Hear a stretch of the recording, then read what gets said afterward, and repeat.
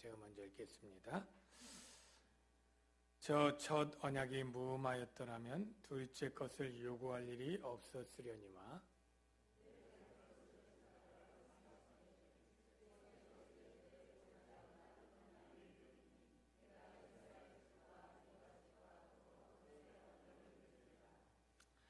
또 주께서 이르시기를 이 언약은 내가 그들의 열조의 손을 잡고 애굽 땅에서 인도하여 내던 날에 그들과 맺은 언약과 같지 아니하도다. 그들은 내 언약 안에 머물러 있지 아니하므로 내가 그들을 돌보지 아니하였노라.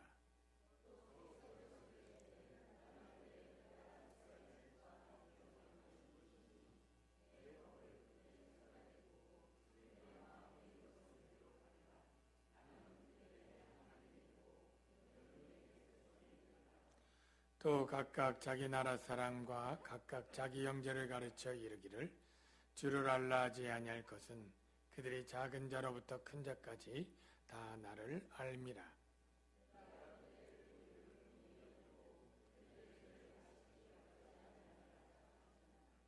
다 같이요. 새 언약이라 말씀하셨음에 첫 것은 낡아지게 하신 것이니 낡아지고 쇠하는 것은 없어져 가는 것이니라. 아멘. 우리 좌우에 계신 분들에게 사랑합니다 인사하겠습니다. 사랑합니다. 네, 사랑합니다.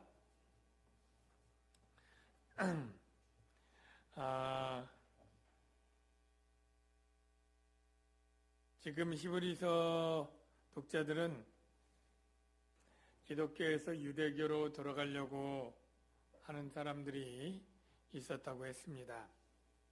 기독교에서 유대교로 돌아가는 것은 다른 표현으로 하면 새 언약하에 있던 사람들이 옛 언약으로 되돌아가는 그러한 일과 같은 것입니다.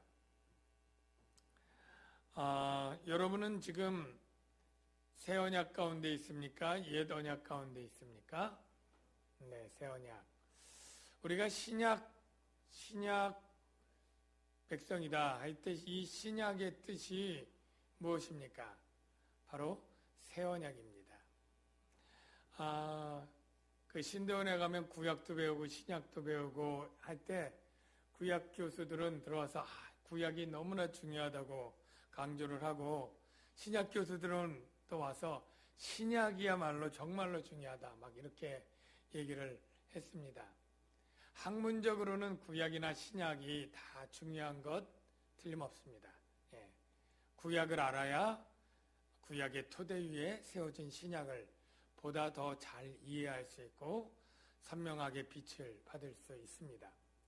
그런데 엄격히 따지면 언약으로 약속으로 따지면 바로 신약 내용이 훨씬 더 중요하지 않을까 전 그렇게 생각을 합니다. 옛날에 제가 어렸을 때 목사님들이 부흥사 목사님이든 아니든 그런 비슷한 농담 재밌는 얘기 같은 걸 했어요. 뭐냐면 우리 예수 믿는 사람들은 아플 때 그냥 쉽게 그렇게 병원 가고 하지 말고 믿음으로 치료해야 되는데 또 우리에겐 약이 두 개가 있는데 그 약이 신약과 구약이다. 이런 얘기 여러분 들어보셨을 것 같아요. 저 어렸을 때 그거 들을 때 야 그렇구나. 정말 우리는 신약과 구약 이 약이 있으니 약국 갈 필요 없겠네. 그런 생각을 했는데 나중에 커서 생각해 보니까 그 약이 한자가 서로 다르더라고요. 약은 우리가 하는 약이고 이 신약 구약 할 때 약은 약속, 언약, 계약할 때 우리 그 약 맺을 약이고 이거는 양약 한자가 달라서 그 비유나 그것은 적절하지 못했던 그런 비유인 것을 생각해 보니까 깨닫게 되더라고요. 그런데 우리가 신약 했을 때 신약이 뭔지 한동안은 신약의 의미를 모르고 우리가 신약 성경을 배웠고 또 그렇게 나눈 거예요. 근데 신약의 뜻은 무엇이냐면 바로 새 언약입니다. 우리가 오늘 본문에 나온 새 언약. 그러니까 이 구약은 반대로 뭐겠어요? 옛 언약. 예. 근데 옛 언약이 먼저 나왔기 때문에 첫 언약. 예. 이건 둘째 언약. 이렇게도 표현할 수 있어요. 그래서 옛 언약 또는 구약 또는 첫 언약, 이게 다 뭘 얘기하냐면 바로 시내산에서 하나님이 이스라엘 백성을 출애굽하던 날에, 오늘 보면 9절에 보니까 이 언약은 내가 그들의 열조의 손을 잡고 애굽에서 인도하여 내던 날에 그들과 맺은 언약, 바로 시내산의 언약이죠. 그리고 새 언약은 뭐 나중에 나오겠지만 예수님이 십자가에 죽기 전에 성찬식 하면서 제자들과 함께 맺은 언약, 이게 바로 새 언약입니다. 그러니까 여러분들이 이 언약 두 개를 알고, 그리고 이 언약 하에 살아가는 백성들, 구약 백성들, 신약 백성들, 저와 여러분은 어떤 백성들입니까? 신약, 새 언약의 그 은혜를 받고 살아가는 백성들이다. 그래서 그 새 언약을 중심으로 한 신약 성경, 구약 성경의 뜻이 바로 옛 언약, 새 언약. 이거를 개약이라고 표현한 신학자도 있습니다만, 그러니까 그러한 의미로 여러분들이 먼저 하시고요. 그래서 오늘은 이 첫 언약이라고 표현된 옛 언약과 둘째 것이라고 표현된 이 새 언약을 비교하면서 이 둘이 어떻게 차이가 나고 어떤 것이 훨씬 더 우월한지, 그렇기 때문에 우리가 당연히 새 언약이 더 우월하다는 것을 증명할 터인데, 그리고 그렇기 때문에 다시 유대교로 돌아가는 것은 뭐예요? 옛 언약으로 돌아간다는 것이고, 그거는 우월한 거에서 굉장히 흠 있고 열등한 걸로 되돌아간다고 하는 것이므로 참으로 잘못되고 어리석인 선택이다 라고 결론이 나게 만들 거예요. 그리고 나서 기독교에서 유대교로 돌아가려고 하는 믿음이 약한 이러한 사람들에게 절대 그렇게 흔들리지 말고 믿음을 굳게 지켜야지 유대교로 돌아가서는 안 된다 하는 그러한 주장을 하려고 하는 것입니다. 그래서 먼저 오늘 본문을 먼저 살펴보면 7절을 보면 첫 언약이 무음하였더라면 둘째 것을 요구할 일이 없었으려니와, 이렇게 시작을 합니다. 첫 언약이 바로 옛 언약이고 시내산에서 맺은 언약인데, 무음하였더라면 둘째 것을 요구할 일이 없었다. 이 말은 무음했다는 것입니까? 무음하지 않았다는 것입니까? 무음하지 못했다는 거죠. 그러니까 흠이 있었다는 거죠. 흠이 있었어요. 그러면 어떤 흠이 있었습니까? 우리가 앞에 나온 것들만 요약하면, 우리가 그 7장부터 보면 첫 언약은 제사 직분과 그 율법이 온전하지 못했습니다. 그래서 우리가 더듬어 보면 일단 대제사장이 본인이 죄를 많이 지어요. 그래서 본인의 죄를 해결하고 나서야만 백성의 죄를 속죄하는 일을 해요. 두 번째, 대제사장이든 어떤 제사장이든 죽음으로 말미암아 오래 살질 못해요. 그리고 늙으면 또 기억력이 떨어지기 때문에 만 50세 정년이라고 했죠. 그러니까 매번 제사장이 바뀌어야 돼요. 이러한 연약함으로 이 온전한 속죄를 이루지 못하기 때문에 매년 속죄일마다 속죄를 하는데, 예수님 올 때까지 거의 1500번 가까이 계속 속죄를 해도 아직 못한 거예요. 날마다, 여기 날마다는 매년 속죄일마다를 뜻하는데요. 그렇게 반복적으로 해도 속죄를 온전하게 못했어요. 속죄가 온전하게 못하면 온전한 구원이 못 되는 줄로 믿습니다. 구원은 죄를 해결해야 구원이 돼요. 전 세계에 수많은 종교가 있지만, 수많은 신이 있지만 완전한 속죄를 이루어주는 그 복음의 교리가 있는 것은 기독교밖에 없고 우리 하나님밖에 없는 걸 여러분 믿으시길 바랍니다.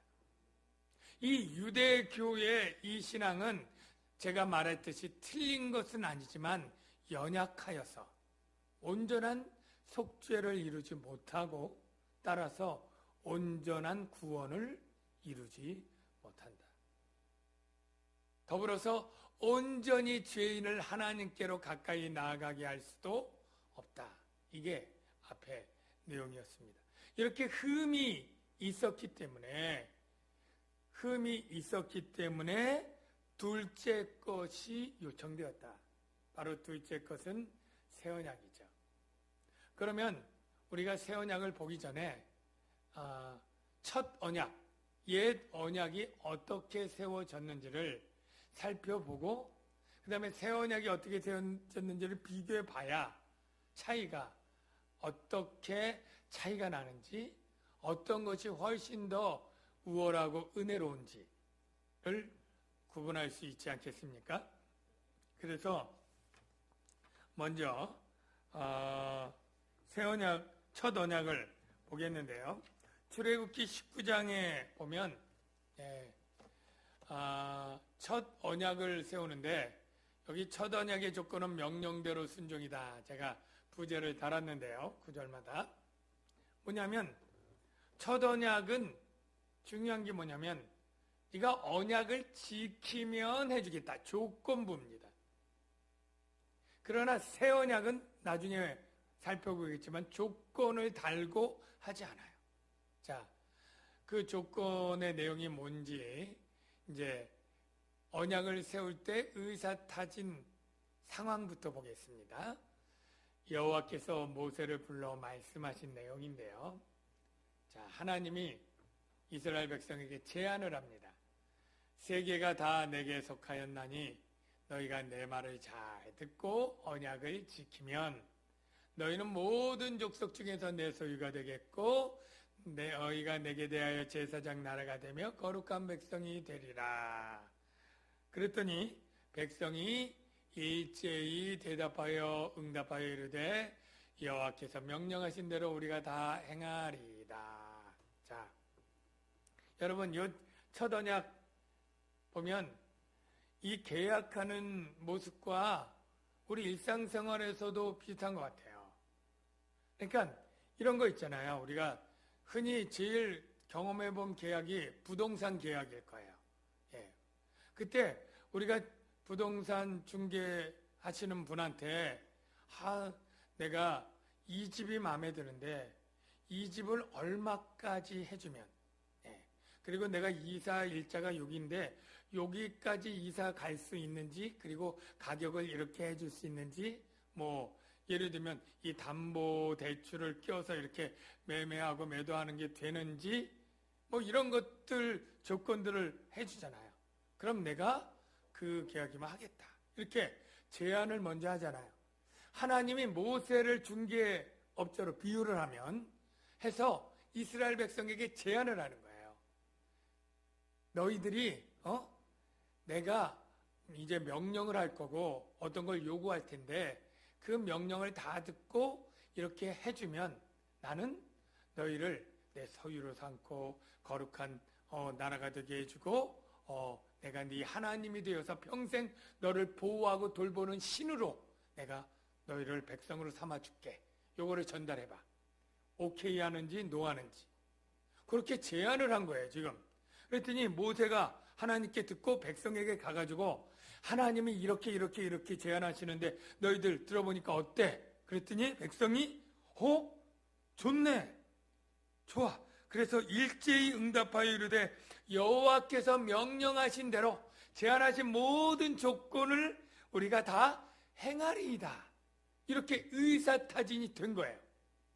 의사타진만 되고 계약은 바로 안 해요. 보통 하면 서로 이제 계약금 준비할 시간 그리고 인감도장하고 주민등록증 이런 거 준비해가지고 3일 후에 보자 뭐 이렇게 하잖아요.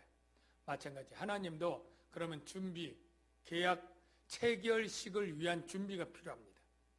옷을 성결하게 하고 제물을 준비하고 제사를 드리고 제단을 쌓고 이런 준비들이 필요하니까 그럼 며칠 후에 첫 언약 계약식을 하자. 이렇게 된 거예요. 그래서 그 첫 언약 계약식이 출애굽기 24장 3절부터 9절에 있는 것입니다. 여러분 한번 볼게요. 그런데 첫 언약의 체결도 양쪽의 피로 그리고 모든 말씀을 준행할 조건을 가진 계약이에요.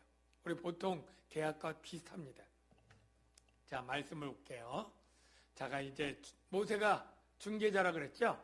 이제 모세가 와서 이제 여호와 하나님의 편의 조건을 얘기해야죠. 여호와의 모든 말씀과 그의 모든 율례를 백성에게 전해요. 이렇게 예를 들어서 매수자가 또는 매도자가 이런 제안을 했습니다. 그랬더니 그들이 한 소리로 응답하여 이르되 여호와께서 말씀하신 모든 것을 우리가 준행하리이다. 그러니까 계약 조건대로 우리가 다 받겠다. 양쪽이 합의가 된 거예요.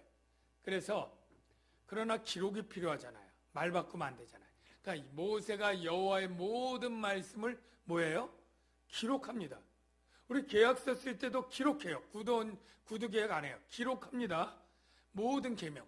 그리고 이제 기록한 다음에 이른 아침에 일어나 산 아래에 제단을 쌓고, 제단은 하나님 편을 의미합니다. 그리고 이스라엘 12지파대로 12기둥을 세우고 소와 번제로 화목제를 드리고, 그 다음에 그 중에요, 모세가 피를 가지고, 자, 반은 여러 양푼에 담고, 일단 그 남은 반을 어디에 뿌려요? 제단에 뿌려요. 이 제단은 하나님께 드리는 거예요. 그러니까 하나님 먼저 인감도장 찍는 거예요. 우리 인주 색깔이 빨갛잖아요. 다 좀 비슷하게 되는 것 같아요. 하나님이 피로 제단에 먼저 도장 꾹 찍어요. 그 다음에 언약서를 가져다가, 이 언약서는 하나님의 모든 말씀을 기록했다 그랬죠. 언약서를 가져다가 하나님의 율례와 규례와 법도입니다. 백성에게 낭독해서 듣게 해요. 쫙 계약 내용을. 그랬더니 그들이 다 듣고 그들이 이르되 여호와의 모든 말씀을 우리가 준행하리다. 이 조건대로 내가 행하겠다. 응낙을 한 거예요. 그래서 모세가 그 피를 가지고 이제 누구에게 뿌려요? 백성에게 뿌리되. 자, 이게 중요해요. 피를 가지고 하나는 제단에 하나님을 상징하고, 한편은 백성에게. 양쪽이 인감도장 빨간 인주에 찍어서 꾹 찍은 것처럼 찍은 거예요. 뿌리며 이르되 뭐라고 얘기하냐면, 이는 여호와께서 이 모든 말씀에 대하여 세우신 언약의 도장이다가 아니고 언약의 피다. 그러면 한번 물어볼게요. 왜 인주 같은 거에 안 찍고 피에 찍었느냐? 피는 생명이 있잖아요. 우리는 인감도장으로 찍을 때 자신을 대표하는 직인이죠. 피는요, 생명을 걸고 지키는 계약이에요. 생명. 피에는 생명이 있으라.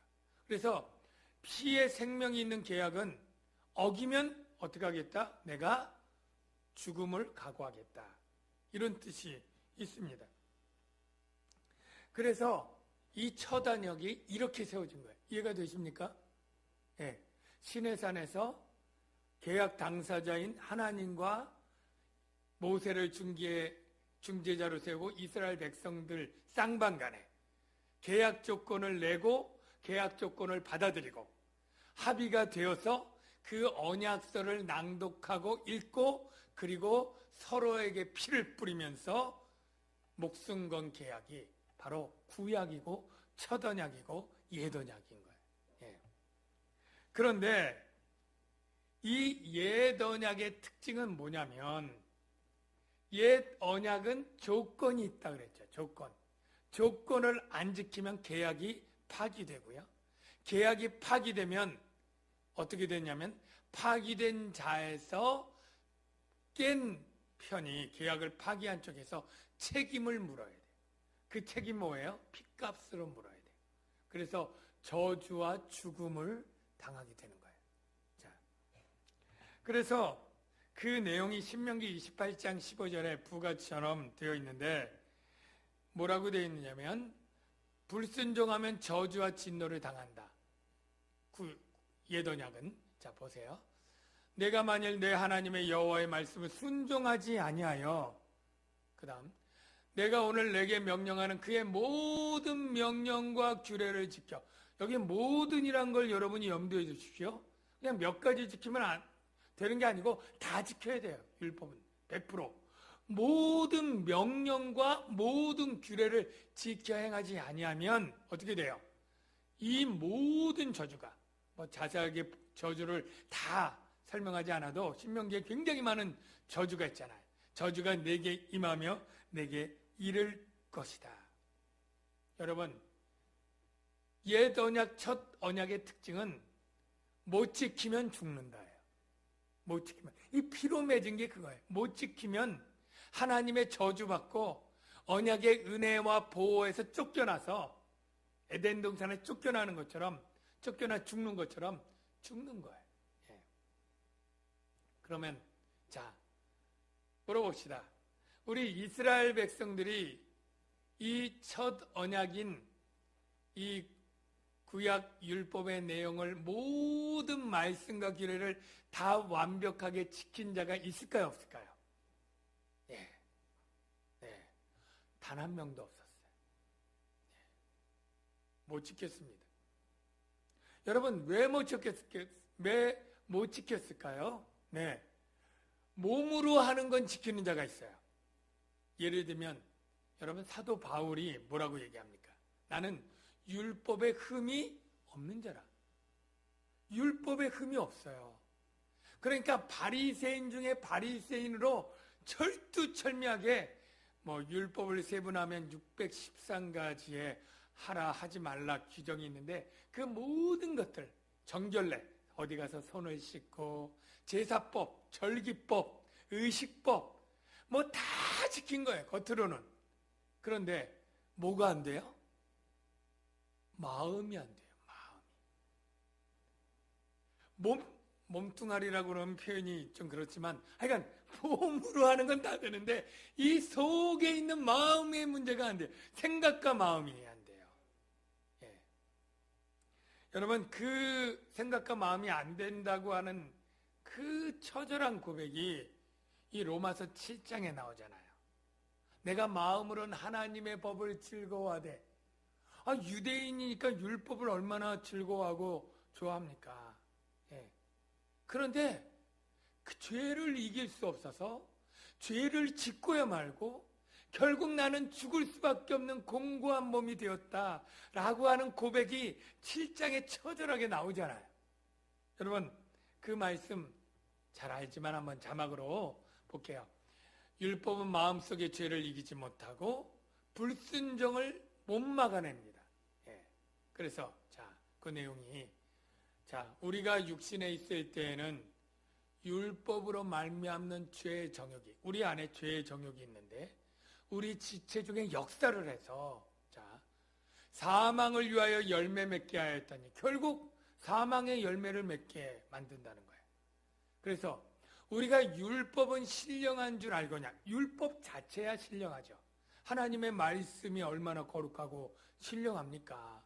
그런데 율법은 신령하지만 나는 육신에 속하여 죄 아래 팔렸도다. 나는 죄를 짓는다는 거예요. 내 속사람으로는 하나님의 법을 즐거워하나 내가 율법대로 살아야지.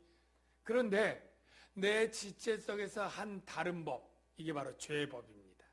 죄의 법이 내 마음의 법과 싸워. 내가 하나님의 법을 즐거워하는 마음의 법과 막 싸워요.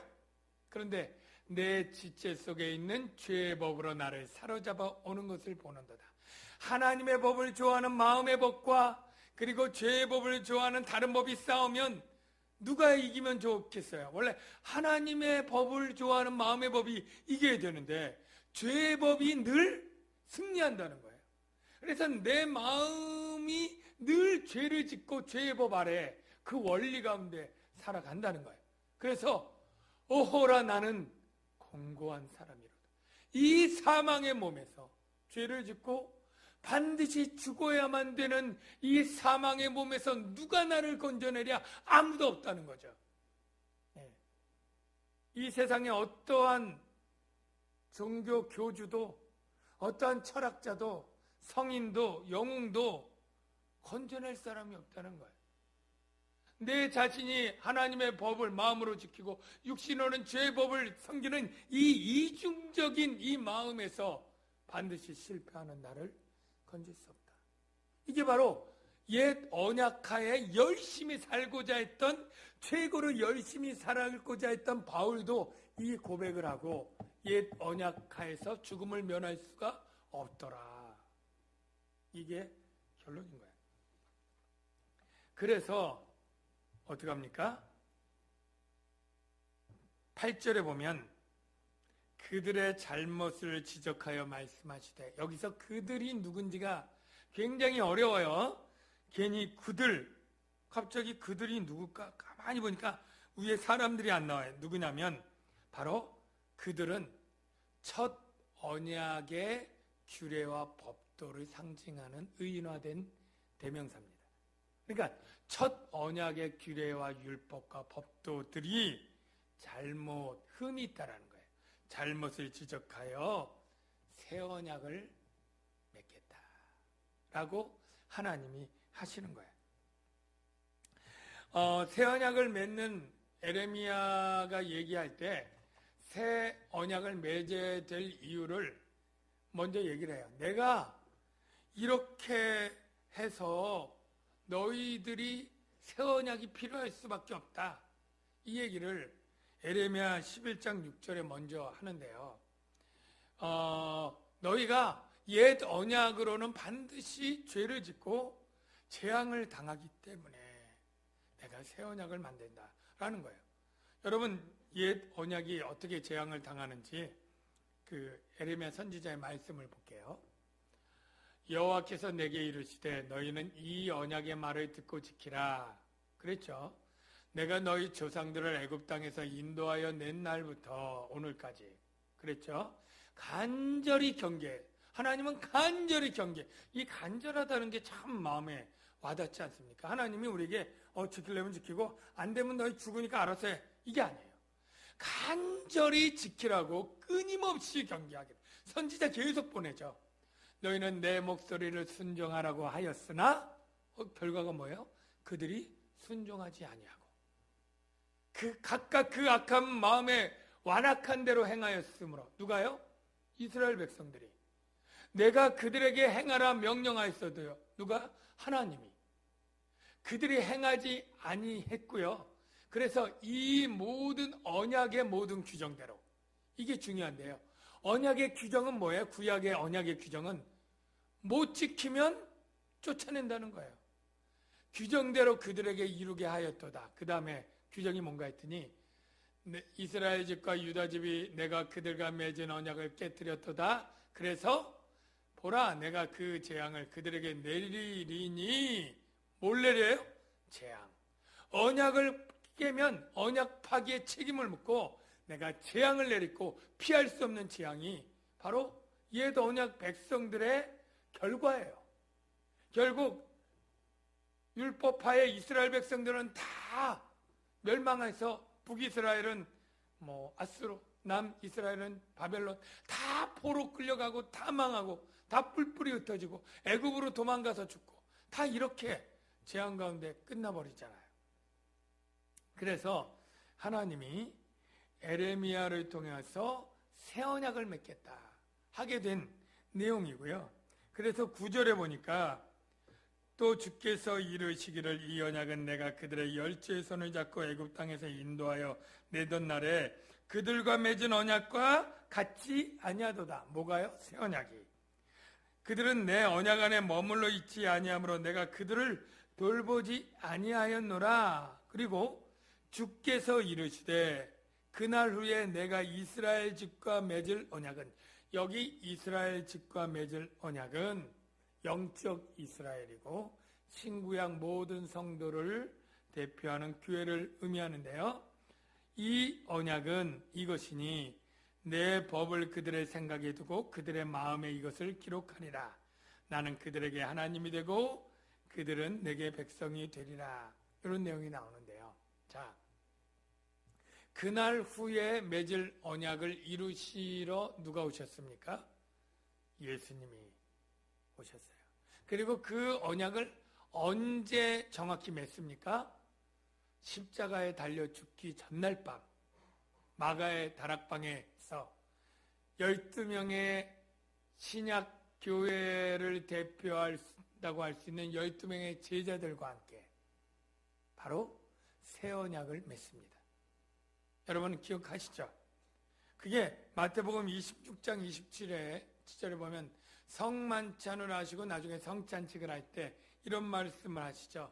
자, 6번 자막 볼게요. 죄사함을 위해 자신의 피로 새 언약을 맺는데요. 자, 너희가 다 이것을 마시라. 뭘 마실까요? 마시라는 내용이 뭐예요? 소주요? 예, 포도주. 예, 포도주. 그러면서 뭐라고 얘기해? 이것은 죄사함을 얻게 하려고 많은 사람을 위하여 흘리는 바 뭐예요? 나의 피, 언약의 피니라. 아까 첫 언약에도 언약의 피가 있었죠. 예, 소피를 잡아다가 뿌리면서 이것이 언약의 피니라 얘기를 했는데 이게 폐기되고 이제 예수님이 새롭게 계약갱신을 하는 거예요. 계약갱신. 계약갱신에서 이것은 진짜 죄사함을 하는 언약의 피를 상징한다. 근데 언약의 피를 상징하는 포도주는 상징이고 원형은 뭐예요? 예수님의 피죠. 그러면 바로 염소의 피도 원형이에요? 상징이에요? 황소의 피도 상징이에요. 황소의 피도 상징. 우리가 오늘날 마시는 포도주도 상징. 이 상징이 지칭하는 가르치는 원형은 뭐예요? 예수님의 피가 되는 거죠. 예. 이 예수님의 피로 새 언약을 맺기 시작해요. 여러분, 계약 갱신하면 옛 계약은 이제는 필요가 없고 쓸모없는 것이죠. 우리가 그 전월세 계약을 해도 2년 딱 끝나서 새롭게 계약 월세금이 오르고 어떤 관리비 조항이 오르고 바뀌면 옛날 계약서 가지고 있을 필요 없죠. 이건 필요 없는 겁니다. 폐기해 버려야 돼요. 이 조항이 쓸데없어요. 새로운 계약에 따라서 임대료 올려주고 관리비 올려주고 월세 내는 날짜 바뀌면 그 날짜 바뀐 대로 주고 그거 안 냈을 때에 이자율이나 어떤 벌칙이나 그 규정 새로 정한 대로 해야 되는 거죠. 마찬가지입니다. 옛 언약이 새 언약으로 세워지면서 옛 언약은 폐기되어야 되고 그 규정에 적용을 받지 않습니다. 그런데 유대교로 돌아간다고 하는 것은 새 언약에 있는 사람이 다시 옛 언약을 지키겠다고 돌아가는 어리석은 결정이다라는 내용이 있고 그래서 기독교를 믿다가 유대교로 돌아가서는 안 된다 하는 얘기가 있는데요. 그러면 정확히 어떤 차이가 있느냐 하면 새 언약은요. 첫째, 내 법을 그들의 생각에 두고 마음에 기록한다. 기록하는 곳이 달라요. 옛 언약은 어디에 기록했습니까? 첫째, 십계명은 돌판에, 언약서는 두루마리에. 여러분, 저도 그랬고요. 옛 언약 하면 십계명만 생각이 났어요. 여러분도 그렇죠. 근데 사실은 십계명은 10개 핵심이고 대표고 그 다음에 너희가 배상에 관한 법 그리고 도둑질할 때 어떤 형벌 어떤 그런 많은 명령들이 있잖아요. 이게 다 계약 내용에 들어가는 세부 사항이에요. 세부 사항들. 이거는 돌판에 다 적을 수 없어서 두루마리는 그 당시에 양피지나 파피루스에 적었는데 정확히 재료가 뭔지 제가 아직 찾지 못했는데 하여간 두루마리에 적어서 긴 내용을 적은 거예요. 그게 출애굽기 24장 4절 7절에 있는데 확인해 볼게요. 옛 계명은 모세가 여호와의 모든 말씀을 기록하고 하나님이 하신 모든 말씀을 기록하고 그 다음에 언약서를 가져다가 백성에게 낭독하여 듣게 하니, 이거는 십계명 낭독해 듣게 한 게 아니라 너희가 어떻게 할지니라. 이 출애굽기에 보면 한 3장에 걸쳐서 빼곡하게 너희들이 해야 될 명령들이 또 나오잖아요. 이게 바로 언약서의 부칙들이에요. 이걸 쭉 뭐 몇십 분에 걸쳐서 읽고 이 명령, 자 어떻게 오케이? 네, 저희가 그대로 다 지키겠습니다. 그 계약 조건대로 그거 다 지키겠습니다. 이렇게 해서 된 거예요. 그런데 문제가 뭐냐? 이 겉으로 한 것은, 돌판이나 이것들은 낡아지고 옛것일 뿐 아니라 자꾸 백성들이 잊어버리고, 율법서를 잊어버렸다가 율법서 없이 지냈던 때도 있잖아요. 유대 역사에 보면 모세 율법이 없어지고 뭐 히스기야 때 나타나고 뭐 이러잖아요. 이럴 뿐 아니라 이거를 자꾸 잊어버리고, 또 자꾸 변개하고 불순종하니까 하나님이 어디에다 기록해요? 마음과 생각에 기록한다. 물론 마음과 생각이 어떻게 기록합니까? 라고 하면 성령으로 기록하는 거예요. 예수 믿는 저와 여러분은 다 성령으로 하나님을 알고 예수님을 알고 하나님의 계명을 우리 안에서 가르쳐 주는 대로 인도함을 받는 줄로 믿습니다. 이게 옛 언약과 새 언약의 아주 결정적인 차이고요. 두 번째로, 옛 언약은 조건을 이행하지 않으면 언약 파기가 되고 파기의 책임을 짓고 재앙을 당합니다. 그런데 새 언약은 놀랍게 뭐라고 얘기해요? 자, 12절 한번 읽어봐요. 내가 그들의 불의를 긍휼히 여기고 그들의 죄를 기억하지 아니하리라. 뭐예요? 죄를 짓고 불의를 해도 용서하고 긍휼히 여기고 다 잊어버리지 않는다는 거예요. 참 이상하죠? 왜 그럴까요? 바로 예수님이 새 언약의 백성들의 죄값을 이미 다 치루었기 때문에. 여러분, 우리는 지금 새 언약 가운데 살고 있습니다. 이게 얼마나 옛 언약과 비교해 보면 상상할 수도 없는 파격적인 계약 조건 가운데 살고 있다는 거예요. 물론 옛 언약도 은혜 언약입니다. 구약의 백성들도 은혜 받은 자들입니다. 제가 정확하진 않지만 그냥 비유로 생각을 했어요. 어떤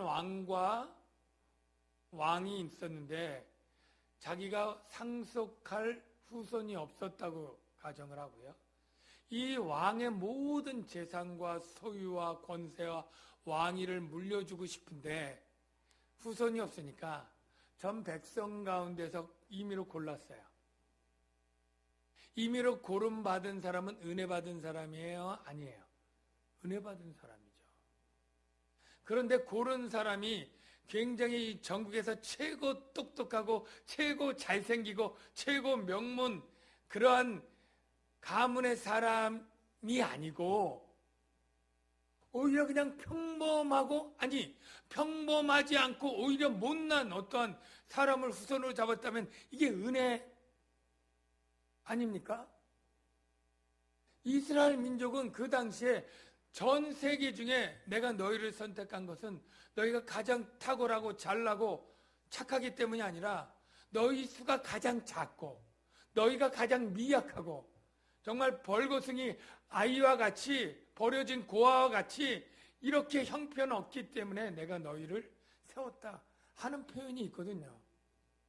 그러니까 그냥 비유로 하면 그냥 뭐 아주 모범생이고 똑똑한 애가 아니라 그냥 조금 과장되게 하면 그냥 고아원에서 그냥 거짓말도 하고 막 이렇게 그냥 막 보통 윤리보다 더 이렇게 막 말썽꾸러기 이런 사람을 왕자로 세운 거예요. 왕자로 세우겠다고 얘기를 한 거예요. 그리고 대신 네가 내 왕자가 되면 왕자처럼 법도를 지키고 착하게 살고 공부도 해야 되고 뭐도 해야 되고 이렇게 해야 되는 조건이 있어. 그대로 할래?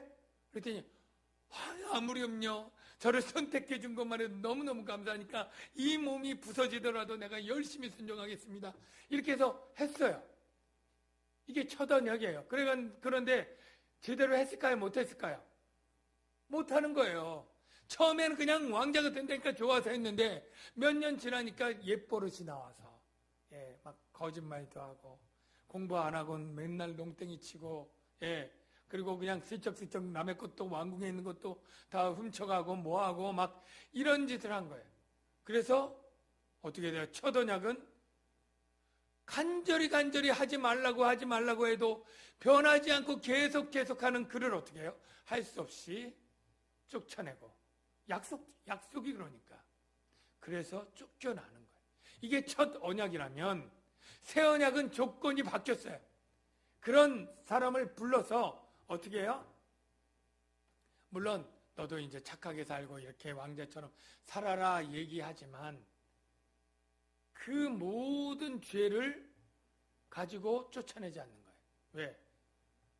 다른 데 가서 10,000원 훔치면 왕이 가서 10만 원으로 갚아주는 거예요. 예를 들면 누구에게 해를 끼치면 그 10배, 20배로 보상을 해주는 거예요. 그래서 이 모든 허물들이 용서함을 받고 이렇게 하는 게 왜냐하면 왕이 그 모든 죄값을 충분히 갚아주는 거예요. 잘못을. 그리고 용서를 베푸는 거예요. 그리고 그 계약에서 절대 파기하지 않도록 이제 아주 지혜로운 성현을 가정교사로 붙여서 맨날 따라다니면서 이러시면 아니 되옵니다. 이러지만 이렇게 해야 됩니다. 그 법도를 가르치면서 거룩한 왕자다운 삶으로 인도하는 교사를 붙여놔요. 바로 보혜사 성령처럼. 예수님의 죄값을 다 치른 것처럼 그렇게 해서 새 언약의 백성들을 인도하는 거예요. 저와 여러분이 어디에 살고 있어요? 이렇게 살고 있는 거예요. 여러분, 저와 여러분이 신약의 백성이라는 것이 의미를 따져보면 이 새 언약에 마음속에 하나님의 법을 지키고 하나님을 알게 하고 그리고 우리의 모든 죄와 허물도 예수 그리스도의 속죄로 용서하고 긍휼히 여기면서 살아가는 언약하에 우리들을 살게 하고 있다고 생각하니 얼마나 그 계약이 은혜로운 계약이고 얼마나 우리는 감사하며 신앙생활을 해야 됩니까? 그것을 하기 위해서 바로 예수님이 십자가의 모든 죄값을 치른 것이죠. 이 시간에 같이 찬양하면서 기도하는데요. 바로 하나님의 사랑과 예수 그리스도의 사랑이 바로 우리를 새 언약 가운데 살게 한 것이죠. 아버지 사랑 내가 노래해, 아버지 은혜 내가 노래해. 그 사랑 변함없으신 거짓 없으신 성실하신 그 사랑 우리 같이 찬양하도록 하겠습니다.